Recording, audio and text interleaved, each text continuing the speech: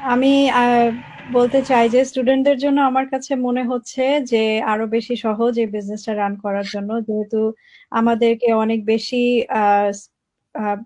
অনলাইনে থাকতে হয়, ইন্টারনেটের মাধ্যমে আমাদের স্টাডির বিভিন্ন ম্যাটেরিয়াল কালেক্ট করতে হয়, তারপরে অ্যাসাইনমেন্ট করতে হয়, প্রেজেন্টেশন করতে হয়, এবং এই বিজনেসটাও যেহেতু ডিজিটালি আমাদের প্ল্যাটফর্মটা আমাদের রান করতে হচ্ছে, অতএব স্টুডেন্টদের জন্য অনেক বেশি ইজি।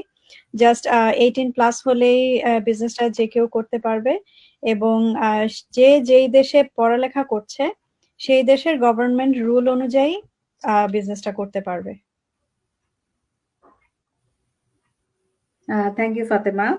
আমি একটু অ্যাড করি, আমাদের যে বিজনেসটা এখানে 18 বছর প্লাস হলে আসলে করতে পারবে। আর স্টুডেন্টরা যেরকম অস্ট্রেলিয়ার একটা রুলস রেগুলেশন আছে, ইউকের ডিফারেন্ট রুলস রেগুলেশন, যেটা ফাতেমা বললো যে যে যেই দেশে আছে সেই দেশের রুলস রেগুলেশন